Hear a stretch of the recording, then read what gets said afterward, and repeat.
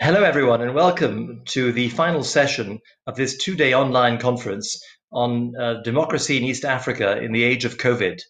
For our last session, we have a great panel to discuss the role of the international community in elections. And many of the discussions we've had over the last 2 days have included a dimension and discussion on the role of the international community. So it seems appropriate to end on this note.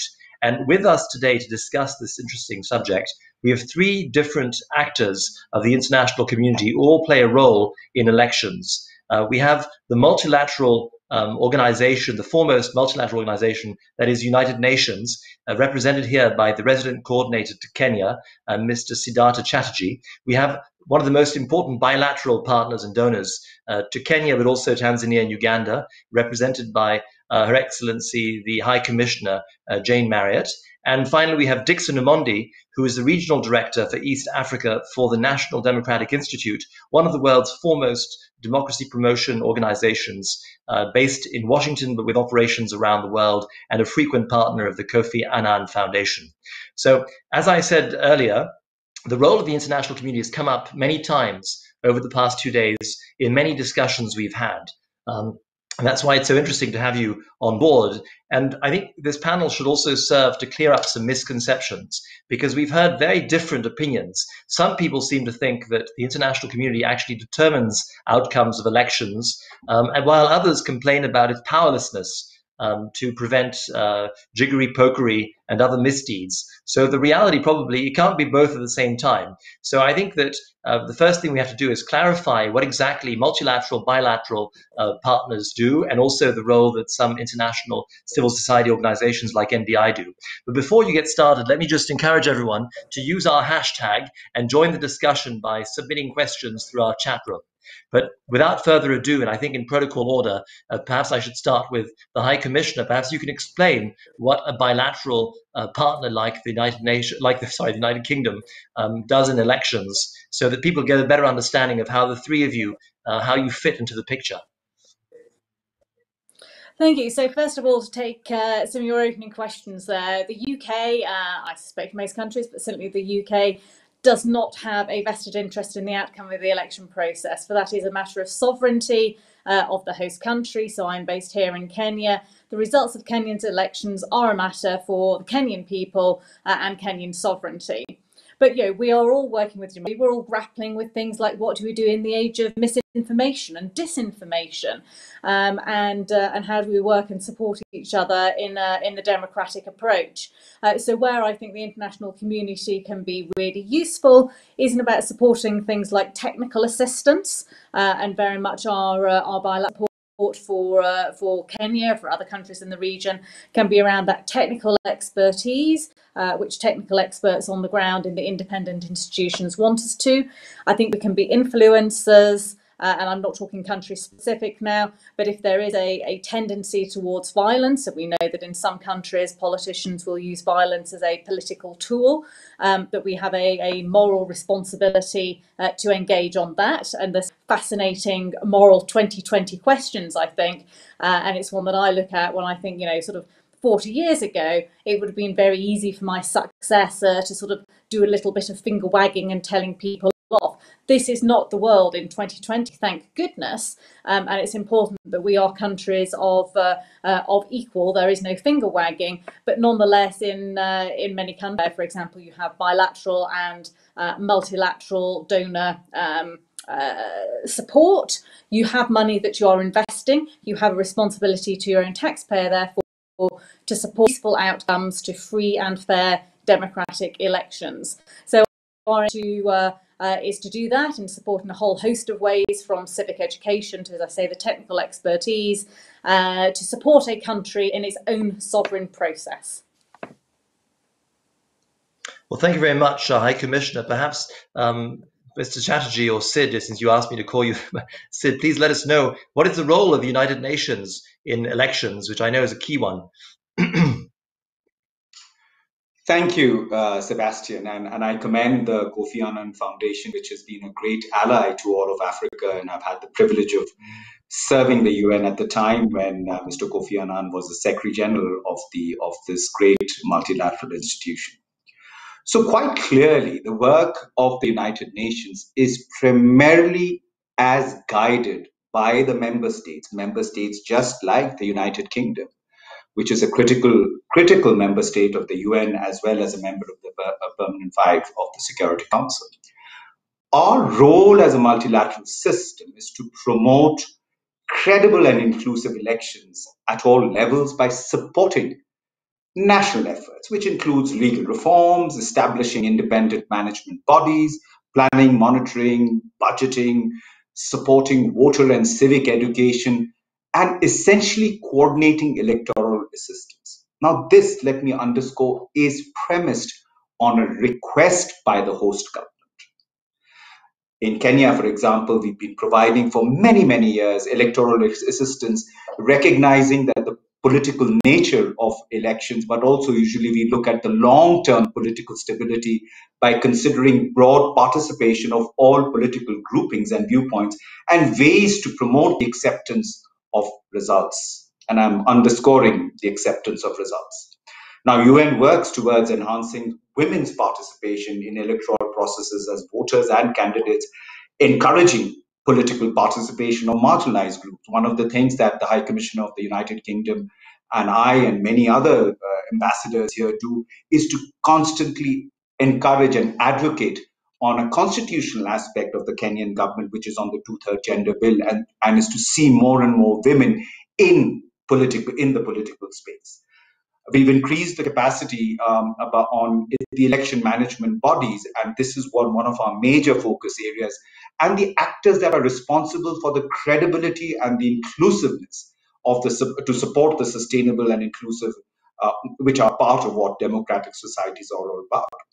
The UN Secretary General, Mr. Antonio Guterres, has been very clear ever since he took over his role as the UNSG in 2017. He speaks to a prevention mandate. It is about the prevention of conflicts. It is about the prevention of internecine violence. And it is about the prevention of all forms of electoral violence. That's a major focus for the UN system. Now, note that the UN electoral assistance is provided with due regard, as the High Commissioner mentioned, with the issue of sovereignty, and therefore it is provided only on the specific request of a member state or based on a mandate from the Security Council or the General Assembly. Now, the assistance is carried out in an objective, impartial, neutral, independent manner, recognizing that the responsibility for elections lies essentially with the state concerned. And assistance is provided with the understanding that there is no single model or simple example of democracy. And I would just want to commend Kenya for a moment here. We recently saw the unraveling and a discussion on the Building Bridges initiative. This followed a handshake between the two leaders, Uhuru Kenyatta and the Right Honorable former Prime Minister Raila Odinga, where they shook hands and set aside their political differences because we'd seen a level of toxicity and a deep state of trepidation that had taken hold of this country post the 2017 elections. The recent BBI actually allowed all parties with different political purposes and perspectives to come together and air those things very, openly. And I think these are the very symbols of democracy which need to take root. And we as the UN system would continue to encourage this because, frankly, as a UN resident coordinator in this country and having served here for 6 years, I see Kenya as a beacon of hope in a region which is mired in instability. And so as Kenya proceeds to 2022 and into the elections there, we are really hoping that Kenya is that model for other countries in the region to emulate. Over to you. Thanks a lot, Sid. You talked about the role you play, and I think it's important also to explain the mechanism of the basket fund, which I think the United Nations controls or rather coordinates and allows as a vehicle for international support to the electoral process. And that's an important role the United Nations plays. But before you address that point, let's perhaps move on to Dickson, who comes from a different corner, from civil society. And maybe you could explain how your work fits into the bigger picture of what the international community does writ large. Thank you very much, Sébastien. So the work we do around election should be seen within the broader context of the work we do across the globe to advance democratic development and growth.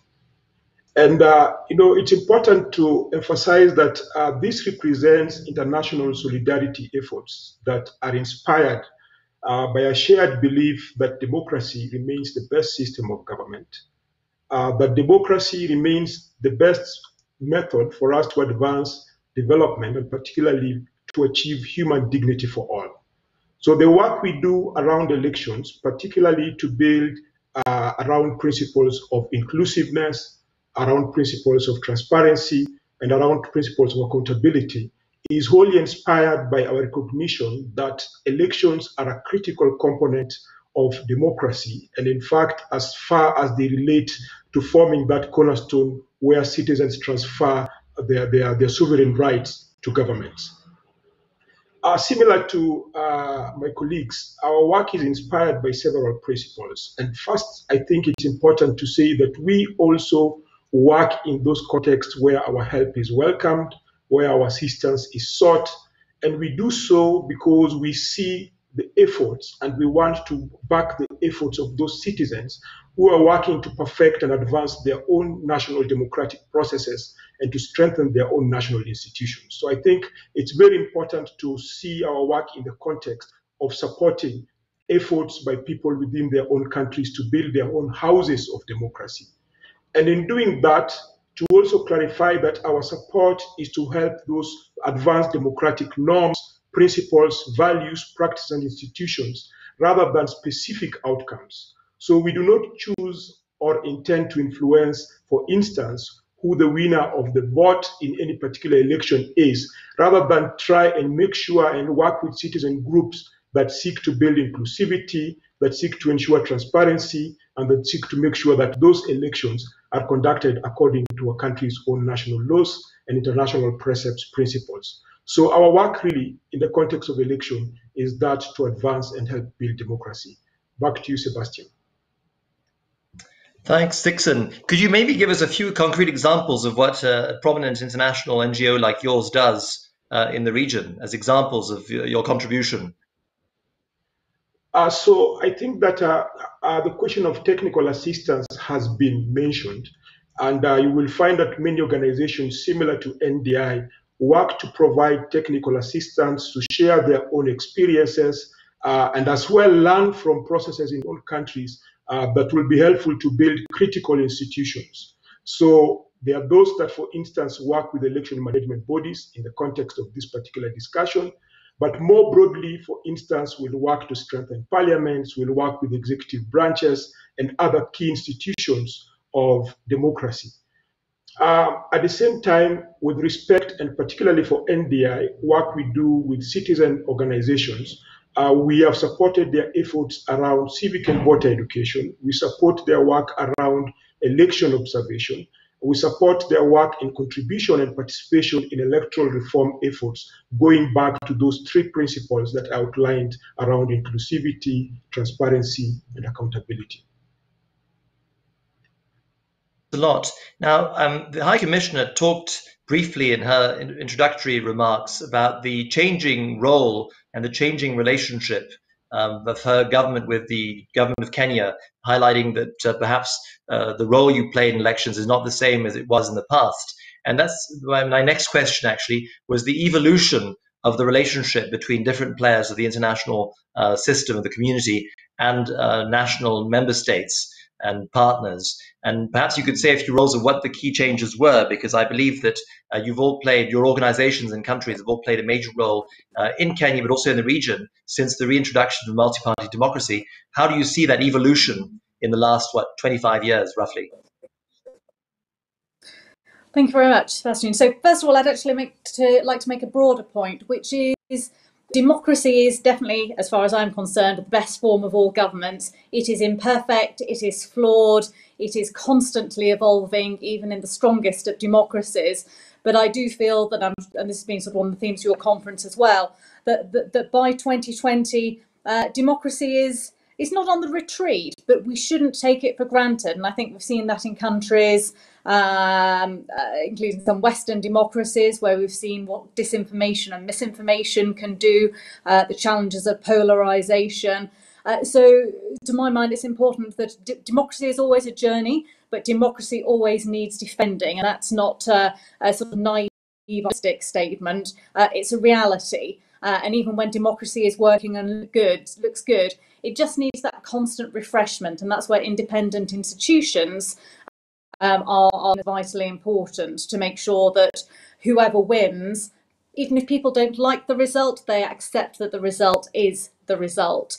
And I think that's one of the things we've seen in the evolution in Kenya's democracy. As you say, acceptance of multi-party from 1992, development of that multi-party system, challenges here with the post-election violence in 2007, leading to that constitutional reform and the new constitution of 2010.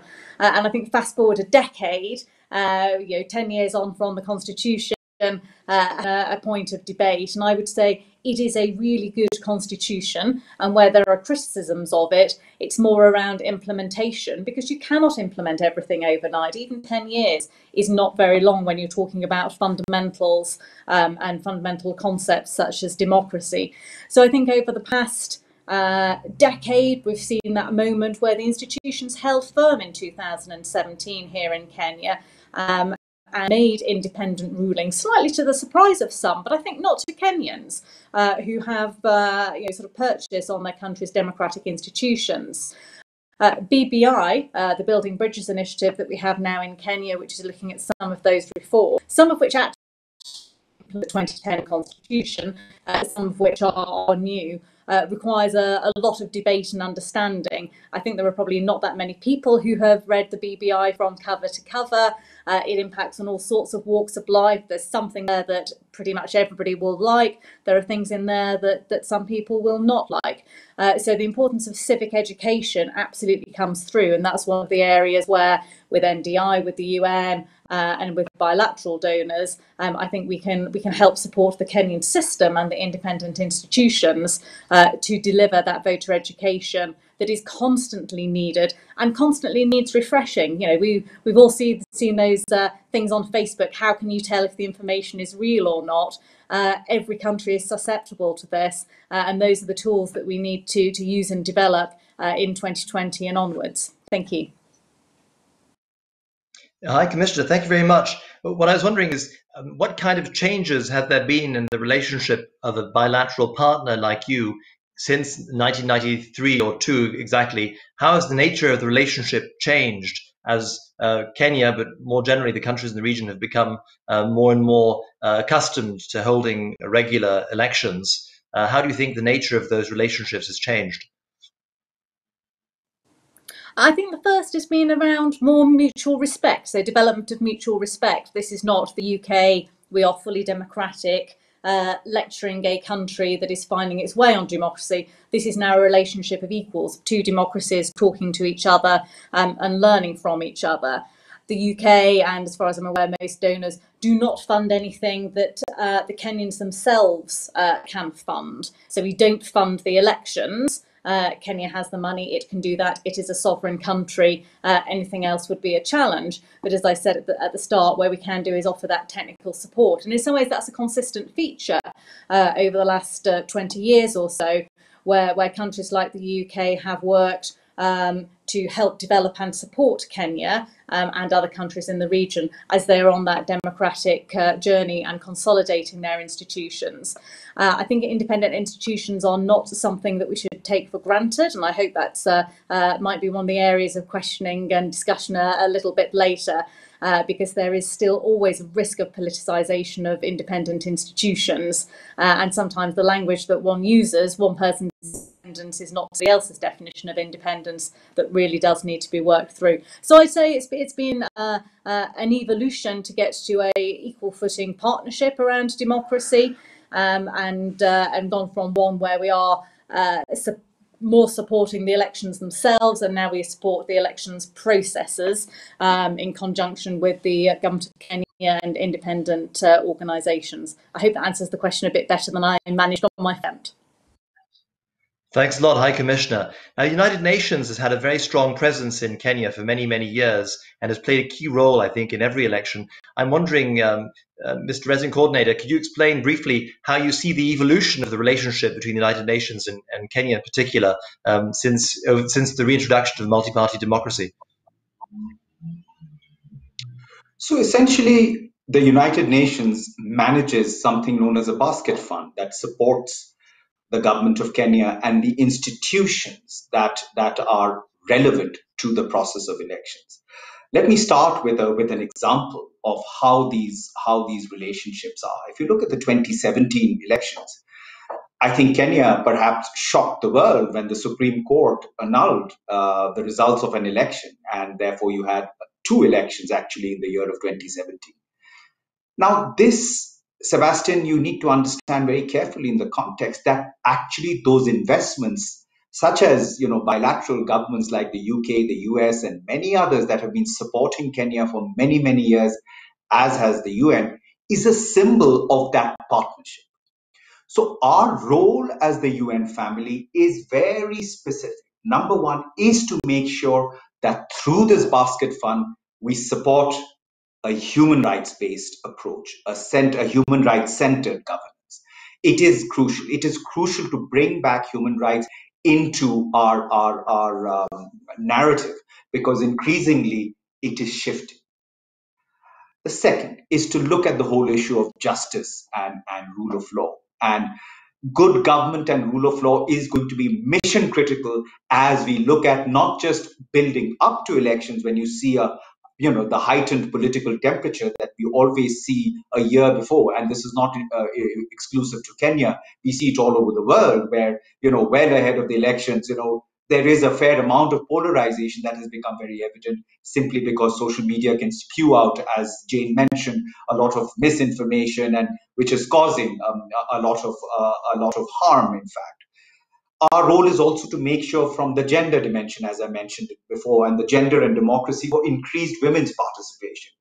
And then it is about the support to civil society organizations. So therefore, having Daniel here is so important. We continue to press for the space that civil society organizations need to have, because ultimately these are the people that will be there on the ground to make sure that whether it's civic education, making sure that people understand what the rights of adult franchise are all about, is crucial. And without civil society organizations, that cannot be achieved given the rate at which the population is growing. Keep in mind, approximately 1.2 million Kenyans come into the voting age every year. And this is going to be the pattern for the next 10 to 15 years. You're looking at a country and a continent in Africa where the median age is between 18 and 20. The median age, for example, in Sweden is about 47. So you can imagine it is a thriving young population, and therefore the building of these institutions becomes even more critical. Without those, the potential for chaos looms in the horizon. And then, of course, and one thing I would say about Kenya is it is a free press. You will find very, very critical articles appearing in the newspaper, and you don't see that newspaper being shut down the next day. And I think this speaks very well to the journey of democracy, which is evolving, as it is evolving anywhere else, and amongst the most advanced democracies in the world.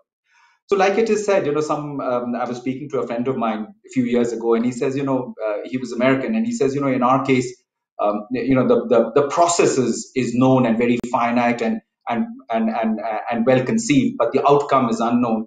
But he says in many other parts of the world, the process is chaotic, but the outcome is known.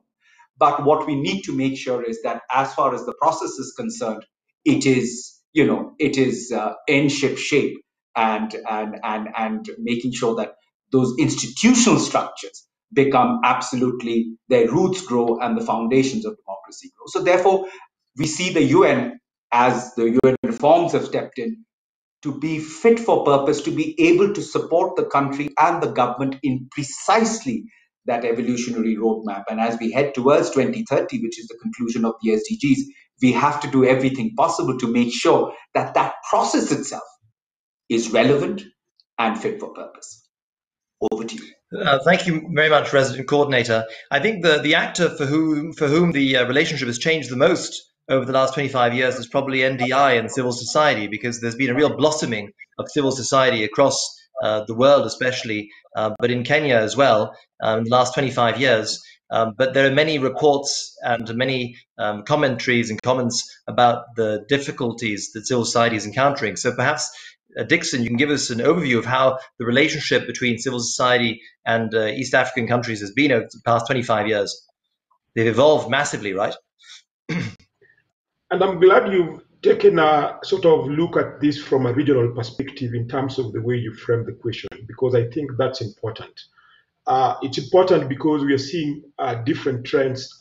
You can, of course, try and plot a trajectory, but there's different experiences depending on the country where you're working. I think the starting point is if you go back to the 90s when groups like NDI and other international organizations started working in this space, there was a general sense of reluctance by governments, if not even resistance, to allow for this type of civil society to civil society exchanges. In particular, it was very challenging and maybe it was difficult to work directly with independent institutions and state institutions because of concerns particularly around national sovereignty and integrity. But as of the years have gone by, what we've noticed is that generally governments have come to appreciate and understand that international solidarity efforts can be helpful in advancing democratic development. And in that context, we've seen opening up. We've seen them more willing to embrace and invite international organizations to work, not just in the context of democracy, governance, and elections, but across other sectors, education, health sector, agriculture, and so on and so forth. And I think with that, then, you've seen an increase in the number of international NGOs that are playing in these spaces in the many countries that are in the region. That said, I think it is true that there is also headwinds. And in a number of countries, as part of that broader trend of democratic recession we are seeing, once more we are seeing civil society encounter headwinds. And that space closed not just on groups that work nationally, but also those that work internationally.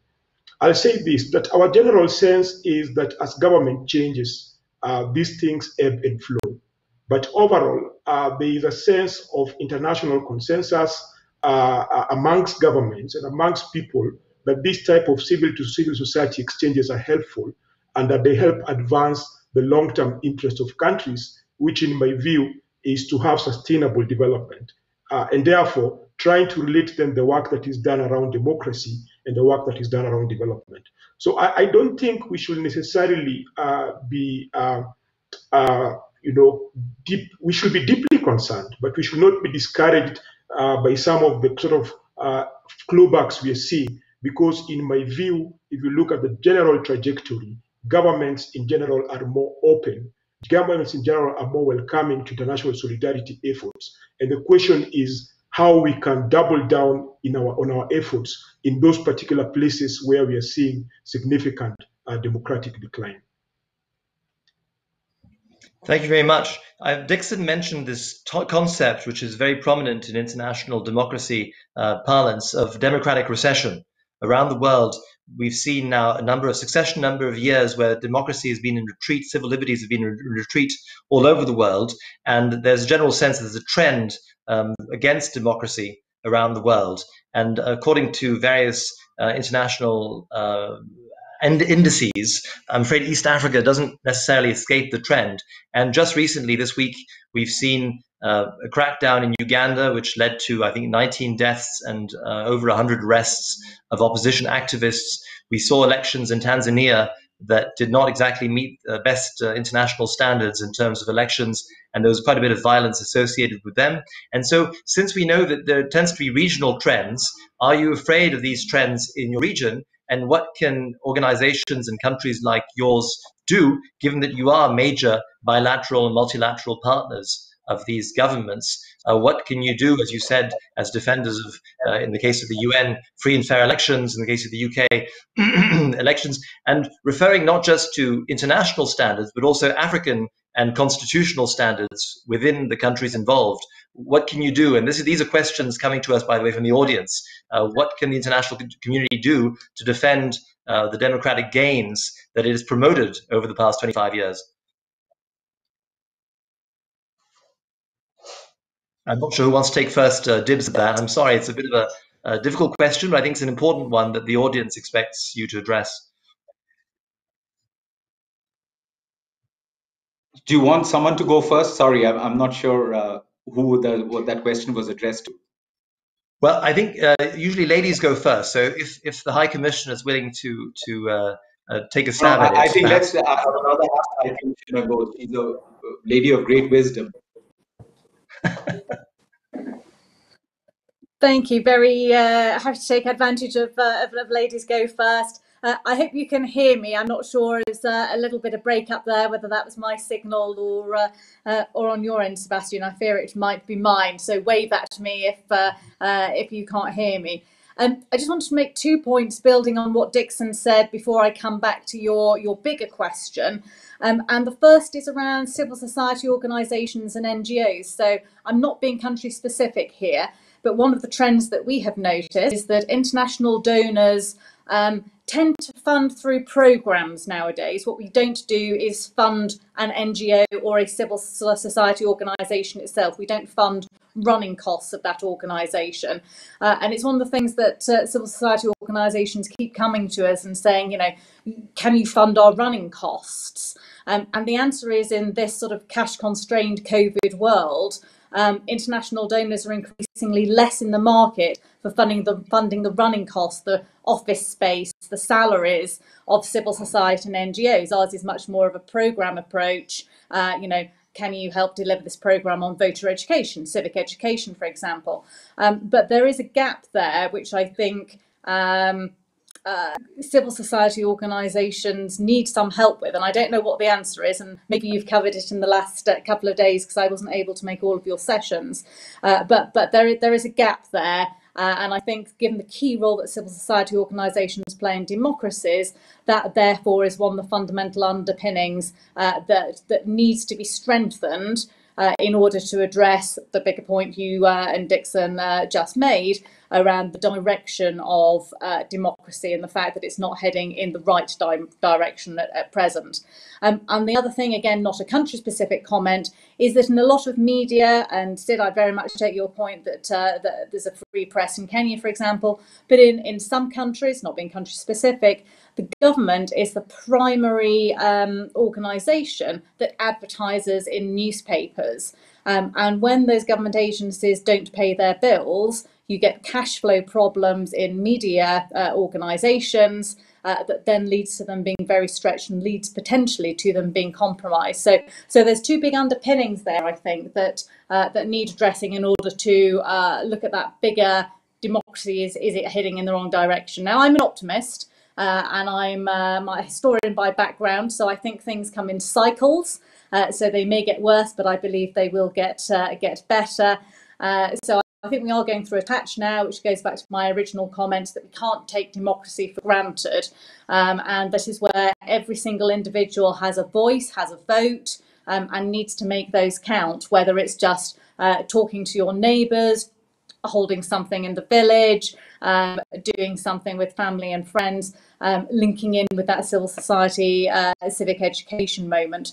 And the UK is looking to play a leading role globally in this. We're very supportive of the sort of the open democracy, open society approach around transparency. Transparency is absolutely crucial, and accountability. And going back to my favourite topic, independent institutions. So you know that the people who are running that institution are beyond reproach and that they will deliver a fair result, even if one doesn't like the outcome. Thank you.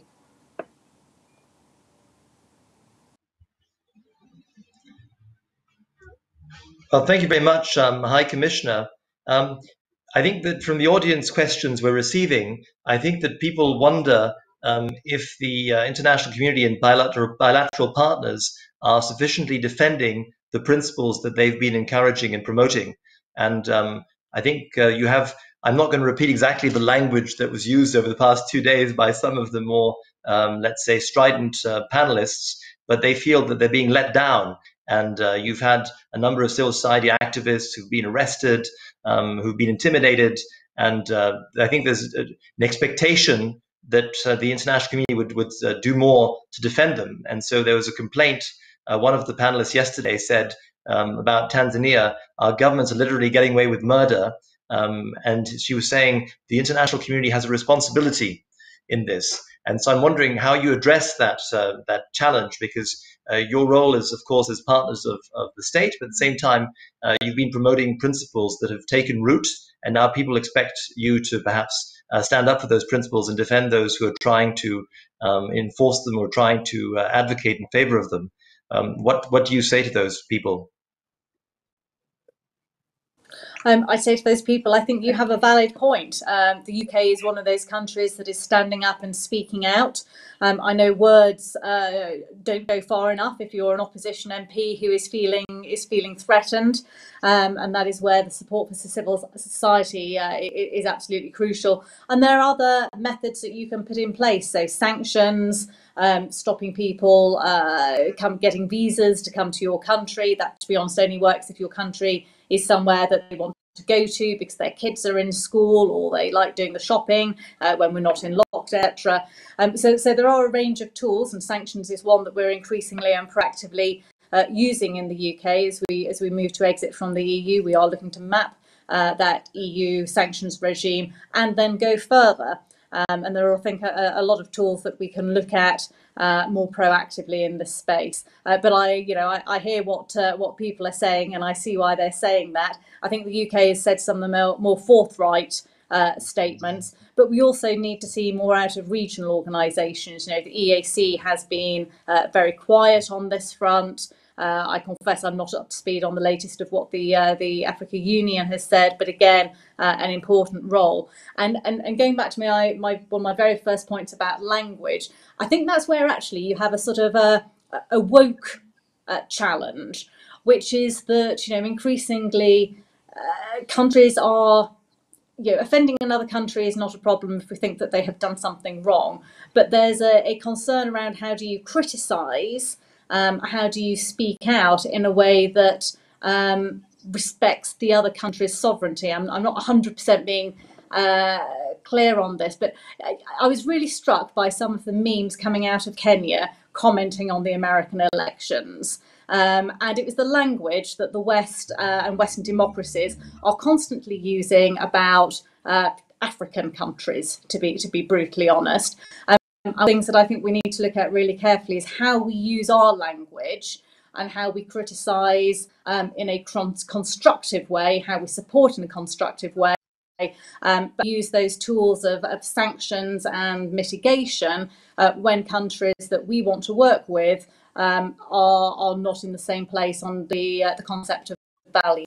I'll stop there because I'm sure colleagues, I can see Sid and Dickson both nodding, so I'll let them come in. Before I let Dickson and Sid come in, I just want to point out that actually most of the countries in Africa have signed up themselves to democratic principles according to the AU Charter. And there are a number of very prominent democracies around the world, including, of course, India, South Korea, a number of Brazil, Mexico, which are not actually Western European countries. And according to the Afrobarometer polls, about 2/3 of Africans actually ask and want more democracy in their countries. So I think that it's not just a Western discourse. I think most Africans are quite determined to get more democracy. And I think the problem they're facing right now is that their democratic aspirations perhaps not being met.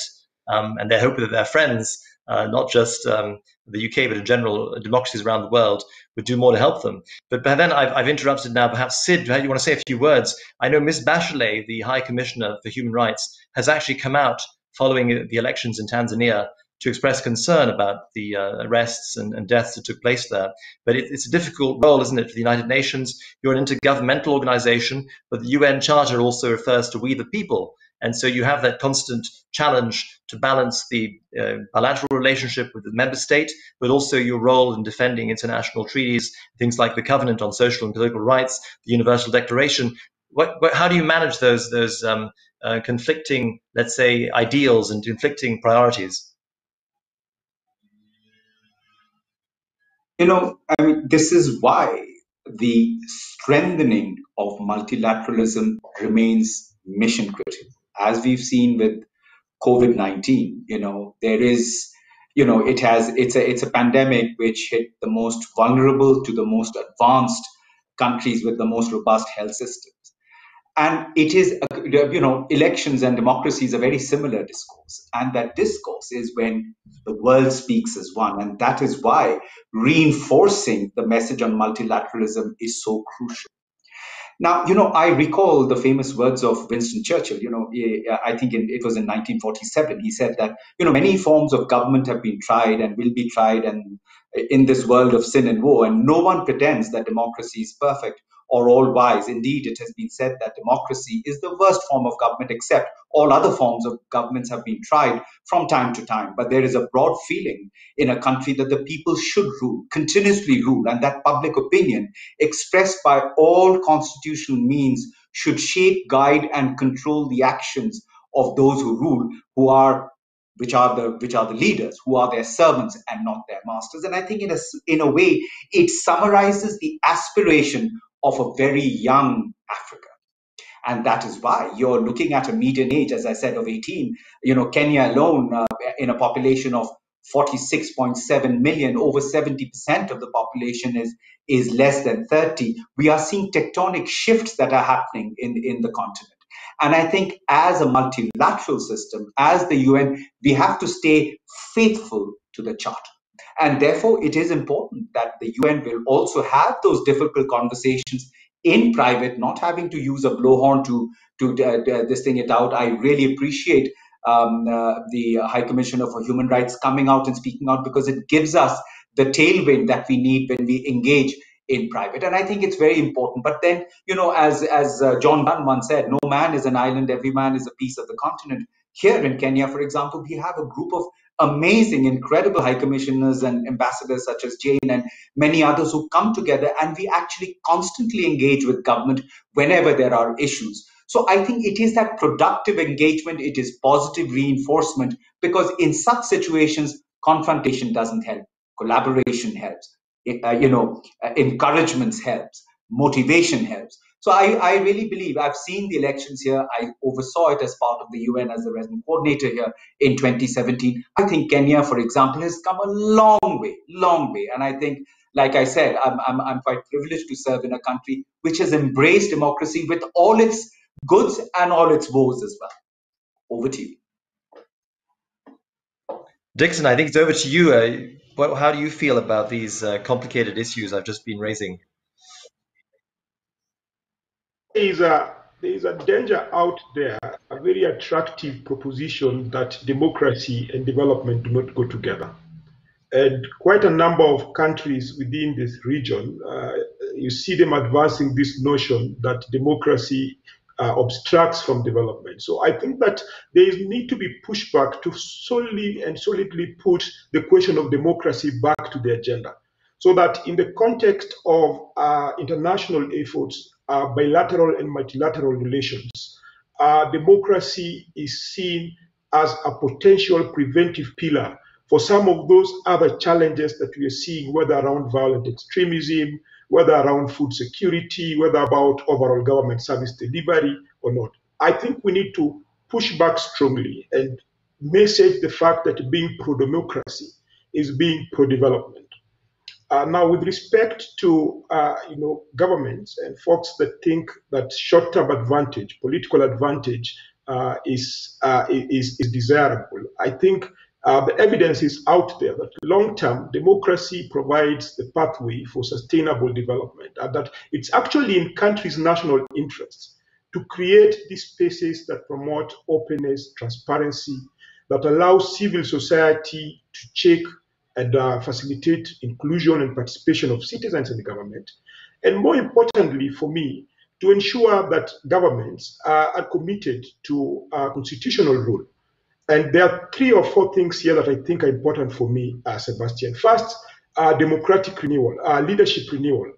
I think there is a serious need to reinvest and put more money in democratic renewal and in leadership renewal in particular, because overall we are seeing in quite a number of countries the idea that one person has all the answers to a country's developmental and political problems. So the whole idea, for instance, around constitutional term limits was appreciating that there are others who can come in and make contributions. And frankly, a lot of the problems that we are seeing are more present in those countries where there are those who are trying to stay in power and who, as from about 2000, we've seen at least a dozen countries in Africa that have gone and changed restrictions around term limits. And as the former president of Nigeria said, I think in his opening address, realizing that you might start out good, you might have all the best intentions for your country, but at a certain point, there are others who will have greater ideas, better ideas, is very, very important. So I think investing in structures, mechanisms that foster leadership renewal, to me, is very important. Second, our experience, and probably one of those things that have changed since we started working in this sector, is we've seen the development of very strong national and transnational networks within Africa. We've seen an increase in the capacity of civil society. We've seen a sophistication in the ability to organize. And so I think it is important for us to also invest in that collective action and energies and opportunities that are presented there. One speaker in one of the previous panels said that civil society have the best chances of success if they lead. I will add that if they work in concert with their governments, where that is possible, and as I think the High Commissioner has said, if they also contribute, sort of double down on their efforts to engage with regional, international organizations, so that there is greater commitment to this sort of normative consensus and the Charter on Democracy, Governance, and Elections in particular, then we as the international community will be coming, and international organizations will be coming to back their efforts, to support their efforts, rather than us leading from the front. And then the last thing I will say on this particular point is this, that particular generation that came about in 90s, when there was this movement from single partyism to multi-partyism democracy, or at least electoral democracy, have come to age, and they are now what you're referring to as the youth batch. And so investing in those people, in my view, is the promise for Africa and for the region going forward. And my hope is that all of us, international organizations and multilateral organizations that are represented here, and the donor community in general, will double down on efforts to make sure that we are addressing that youthful population, youthful generation we are seeing, that I think is critical to the whole concept and idea of not only leadership renewal, but also democratic renewal and a commitment to a better future for the continent. Thanks a lot, Dickson. This question of the demographics of Africa in general, and East Africa in particular, has come back several times in the course of the conversation, and we see that across the continent. And I think this very lively, dynamic youth population has stronger aspirations than perhaps previous generations. And if they don't feel included in the democratic process, isn't there a risk that they might be a difficult population to handle for governments? But before we get to that, we only have 11 minutes left. So I think that given that you're all based in Kenya, and Kenya, as Sid reminded us, is the beacon of democracy in the region, and now that the election has taken place in Tanzania, with the impact that we know, the situation in Uganda is looking complicated after what happened this week. What do you think the key priorities of the international community should be in Kenya between now and the next elections to help Kenya ensure the best possible elections it can? So, like I said earlier, it is to support the election structures and all the institutions. And I think that must remain. Institutions don't get built overnight. It's a process. It's a journey. It's like anything else. I think the whole principle of democracy is like a marathon. You'll be at some places you will speed up, at some places you will lose your breath, and other places you will run at a slower pace, and some places you'll sprint. That's the nature of it. as partners in the UN fraternity, will remain faithful to that charter, as I mentioned. So our focus will be, and I want to bring back the language of human rights here, it is making sure that the rule of law aspect is adhered to, and making sure the good governance aspect is integrated. And therefore, we are working very closely with the government, together with the UK and many other countries, on the devolution which is taking place, which is another avenue. Devolution has changed Kenya. I have been to parts of Kenya where today a county like Mandera, which had one of the highest maternal mortality ratios in the world, today is actually providing maternal mortality services to people coming in from Ethiopia and Somalia. It was unthinkable just 6 years ago. So what it is doing, these are the aspects of devolution, is precisely a window to the democratic processes that are coming in here. The governors who are there, those who are doing well, stay on. Those who are not doing well, get rejected. We saw that happen in 2017. So it's a good opportunity to strengthen that. I would go back to the issue of gender, Sébastien, and it is absolutely crucial. The reaping of a demographic dividend that we spoke about in a continent which is going to have 2.3 billion people by 2050, of which 850 million are young people by 2050, we have to pay a particular focus. And in fact, I would even say affirmative action through constitutional processes about the empowerment of women and getting them into the political space. Let's just look at Rwanda, not too far away from here. Over 60%, over nearly 65% of their parliamentarians are women. What a fantastic example. There is no other country in the world that can actually match that at the moment. I think this is the trajectory we need to take, because we cannot, as President Obama, when he came here to Kenya, he said, you cannot win the development war without getting 50% of your population, which is women, together on the same team. And I think that's where it is going to be mission critical. I think reinforcing civil society and making sure that we build up the capacities of civil societies so that they can continue to speak truth to power is very, very important. And of course, the expression of the free expression, free speech must be there, but also knowing where to draw the line between free speech and hate speech. And I think these are the areas that I see that the UN will continue to remain fully engaged with, with the government of Kenya, to make sure that as we prepare and go into 2022, Kenya is precisely what I talked about, that beacon of hope. Over to you. Thanks, Sid. So you said that you were in favor of the empowerment of women as a key factor, key priority. So I think that this is a cue for us to ask our very empowered female member of the panel, our only lady, in fact, what she thinks the priorities ought to be to make sure that the next elections in Kenya can be as the best they've ever been in the complicated regional context.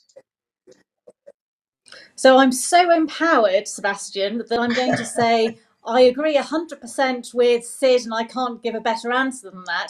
And so I'm going to use my 90 seconds of airtime to make 3 other points, which we haven't covered on today, but I know you touched on as part of your conference.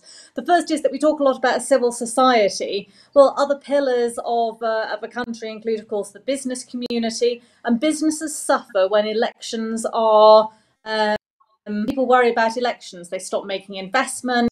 They don't come to the country as much, and we've seen in Kenya consistently the amount of investment and the amount of business decreases as you get towards that election point, and then takes a while to recover. So businesses have a role in this. It's not just NGOs, and religious leaders as well, particularly on this continent, have a key role to play around those moral values and setting the framework for what type of election they want to see, what is in line with good values for that country, for those religions that dominate in that country, and what does that look like? That was my warm-up to say the other thing I wanted to touch on was COVID and elections, which again I know has been a bit of a theme, but there's 4 points I wanted to make about COVID, economics and democracy.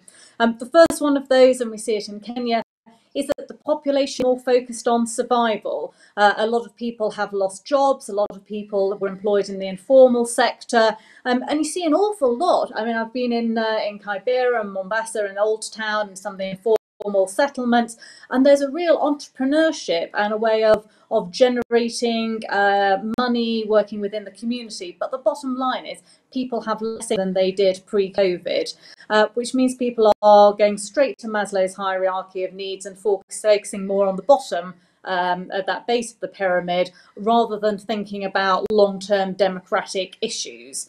So here in Kenya, yes, people are talking about the BBI, but actually they're a bit more focused on where the next few meals are coming from. So that's the first COVID and democracy point. The second one is that we know that that rallies, close proximity of people, not always a lot of mask wearing going on, spread COVID. And Kenya has stopped political rallies and gathering, but some of those did happen over the summer and probably contributed to the numbers going up a bit. So the rallies, an essential part of democracy, suffer when you can't have those because of COVID.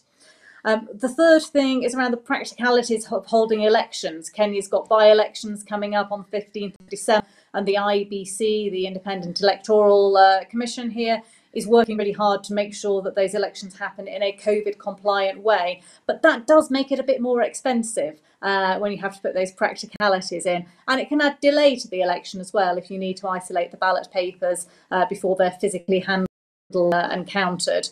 And the final one, and I am going to be a bit diplomatic here and say I'm not saying this about a particular country, but if people are more focused on survival, it means that votes and violence are cheaper.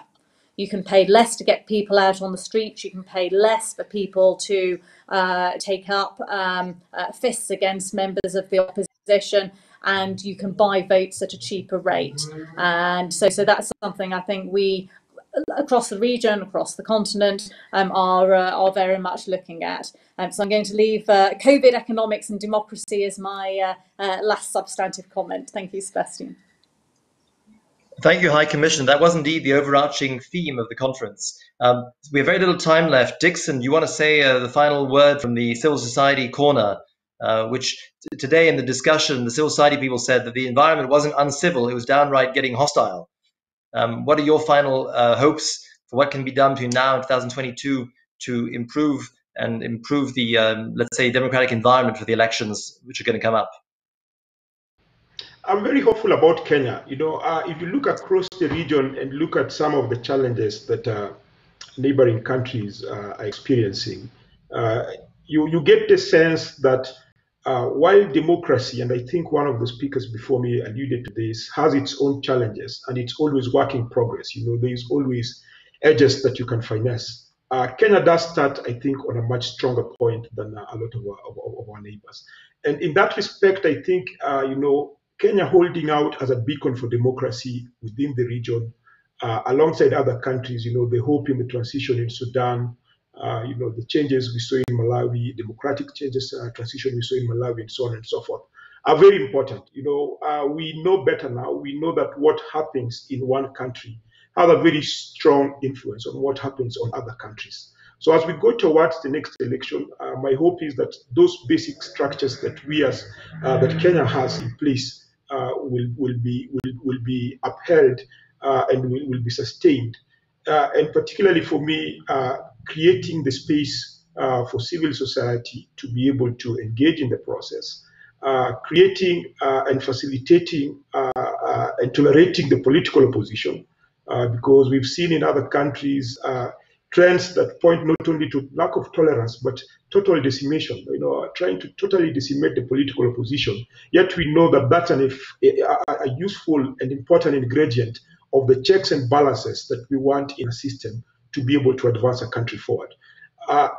Now, outside of the context of elections, I think all the efforts that are being made around other areas of structural reforms remain very important. Strong independent institutions, whether you talk about the judiciary, whether you talk about parliament, those are critical and have a direct bearing not only on the election, but on our democratic and possibility for better democratic outcomes. And so helping sort of develop those is important, in my view, to address political competition and to allow political competition to sort of sort itself out in a peaceful manner which is very important for all citizens of a country. The ability to create a system where the winner wins and the loser concedes and congratulates the winner, and that you have a successful transition process. That is a very powerful portrait of democracy. And if we can achieve that in the Kenyan elections, I think they will help move us forward to creating a space and place where all the different 45, 40, whatever number of ethnic groups are there, feel part and parcel of this country. And then as an example to other countries within the region, which are struggling quite significantly with these issues of polarization.